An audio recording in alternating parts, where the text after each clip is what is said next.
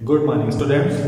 हम लोग जीव विज्ञान में अगला चैप्टर आनुवंशिकता एवं जैव विकास, हेरिडिटी एंड इवोल्यूशन, इसका अध्ययन करेंगे। सबसे पहले इसमें आनुवंशिकता या आनुवंशिकी कहते किसे हैं।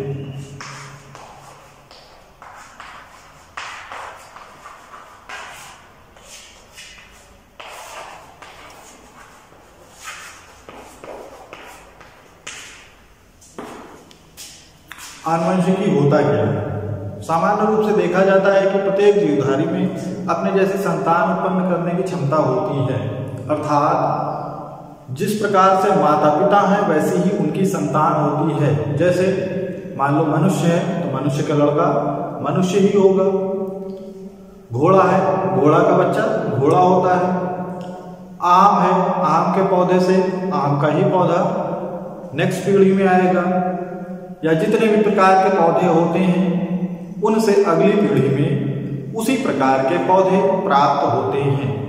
ये प्रत्येक जीवधारियों का विशेष लक्षण होता है और यह क्रिया जनन के माध्यम से होती है।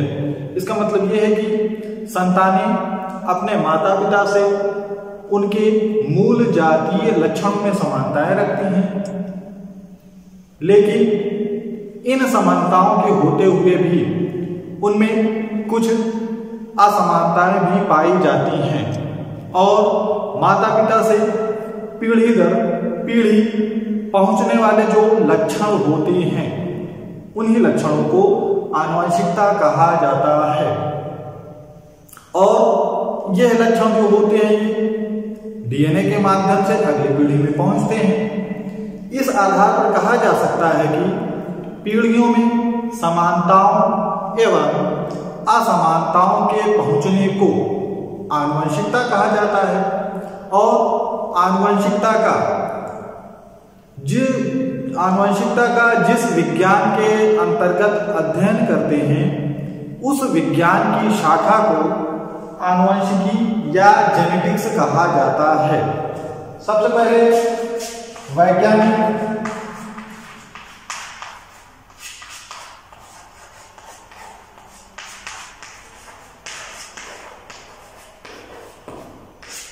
ग्रेगर जॉन मेंडल, ये एक ऑस्ट्रिया के वैज्ञानिक थे, Gregor John Mendel.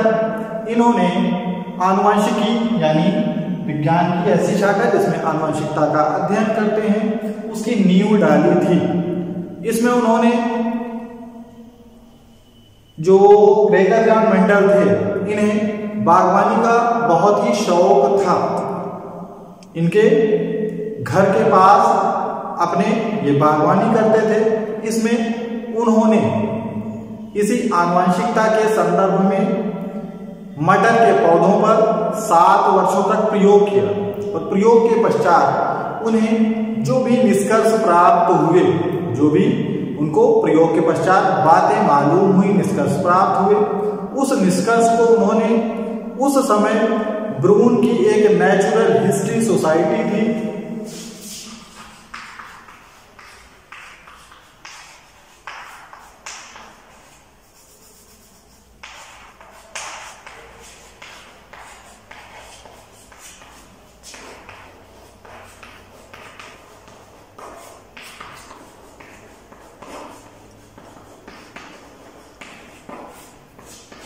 Gregor John Mendel ने जो मटर के पौधों पर प्रयोग किया था उसे ब्रून की नेचुरल हिस्ट्री सोसाइटी में प्रस्तावित किया, लेकिन उनकी इन बातों पर उस टाइम ज्यादा गौर नहीं किया गया। लगभग 35 वर्ष तक किसी भी वैज्ञानिक ने मेंडल के द्वारा किए गए कार्यों पर कोई विशेष ध्यान नहीं दिया।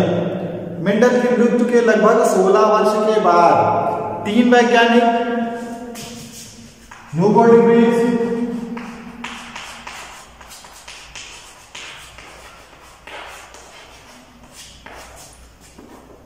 कार्ल लॉरेंस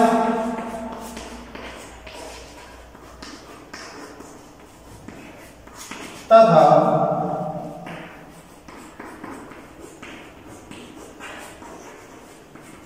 एरिक शेरमैन इन 3 वैज्ञानिकों ने मेंडल की मृत्यु के 16 वर्षों के पश्चात मेंडल द्वारा जो बातें कही गई थी उसके संदर्भ में इन्होंने भी प्रयोग किया, और प्रयोग करने के बाद इन्हें भी वही निष्कर्ष प्राप्त हुए जो निष्कर्ष मेंडल ने प्राप्त किए थे। इस आधार पर इन तीनों वैज्ञानिकों ने एक नियम का प्रतिपादन किया, जिस नियम को मेंडल के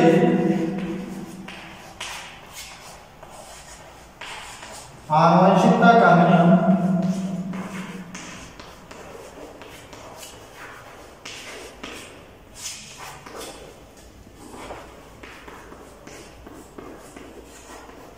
कहा जाता है, या इसे संक्षेप में मेंडलवाद भी कहते हैं। जो इन तीनों वैज्ञानिकों ने आनुवंशिकता के संबंध में नियम प्रस्तुत किया वो मेंडल के आनुवंशिकता का नियम कहा जाता है, या इसे संक्षेप में मेंडलवाद भी कहते हैं। मेंडल ने जो अपना प्रयोग प्रस्तुत किया था वो मटर के पौधों पर उन्होंने प्रयोग किए थे। उस मटर के पौधों को उन्होंने क्यों चुना, उसके लिए कुछ कारण रहे होंगे। उसमें उन्होंने कुछ कारण बताए थे, जिस कारण के आधार पर मेंडल ने मटर के पौधों का चयन किया था। उसमें सबसे पहला कारण था मटर के जो पौधे होते हैं वो द्विलिंगी होते हैं, अर्थात उसमें दोनों जनन अंग नर तथा मादा जनन अंग एक ही पौधे में पाया जाता है। इसके अलावा मटर में अनेक तुलनात्मक लक्षण पाए जाते हैं। तुलनात्मक लक्षण से तात्पर्य होता है कई प्रकार के भिन्न भिन्न लक्षण। तुलनात्मक लक्षण का मतलब ये है कि जैसे मान लीजिए मटर के पुष्प में 2 प्रकार के 2 रंग के पुष्प होते हैं। बैंगनी पुष्प भी पाया जाता है, सफेद पुष्प भी पाया जाता है। इसके अलावा मटर को जो बीज होता है वो कुछ बीज गोले होते हैं, कुछ झुर्रीदार बीज होते हैं। इसके अलावा मटर के जो पौधे होते हैं उसका आकार जो होता है वो कुछ छोटा होता है, कुछ बड़ा आकार का यानी लंबा पौधा होता है। उसमें जो बीजों के रंग होते हैं, कुछ में बीज का रंग पीला होता है, कुछ में बीज का रंग हरा होता है। इसके अलावा जो मटर की फली तैयार होती है वो कुछ फली इस प्रकार की होती है जो बहुत ही फूली होती है, कुछ फली बिल्कुल संकीर्ण होती है, सकरी होती है। कुछ में जो पुष्प की स्थिति होती है मटर के पौधों में वो कच्ची होती है, और कुछ में अंतस्थ पुष्प स्थिति होती है। कच्ची का मतलब उनकी शाखाओं के बीच में ही पुष्प निकले होते हैं, और जो अंतस्थ होते हैं शाखाओं के बाहर की तरफ पुष्प की स्थिति होती है।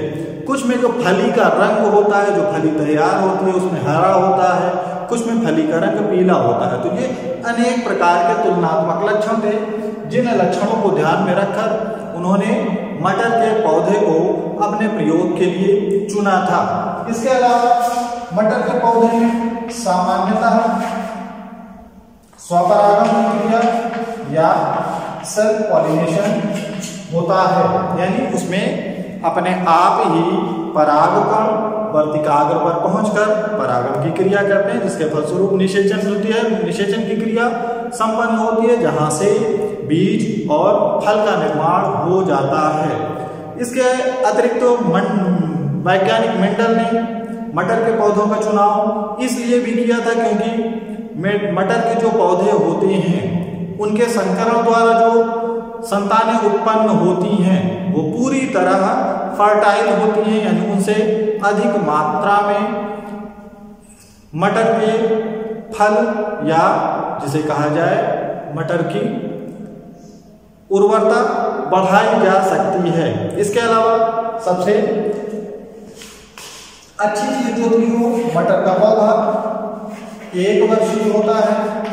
इससे मेंडल को बहुत ही सहायता प्राप्त हुई, क्योंकि 1 वर्ष में ही मेंडल ने जिस भी तुलनात्मक लक्षण को ध्यान में रखते हुए उसका अध्ययन किया वो 1 वर्ष में ही उसका उन्हें निष्कर्ष प्राप्त हो जाता था। तो इस आधार पर वैज्ञानिक मेंडल ने जो प्रयोग किया था उसने कुछ विशेष लक्षणों के आधार पर मटर के पौधों का चयन किया था और इसी के आधार पर उन्होंने जो निष्कर्ष निकाले थे उस निष्कर्ष को उन्होंने अपने प्रयोग के आधार पर ब्रून की नेचुरल हिस्ट्री सोसाइटी में प्रस्तुत किया था। जैसे आगे 3 वैज्ञानिकों डिव्रीज, शेरमैक और कारेंस ने मेंडल के आनुवंशिकता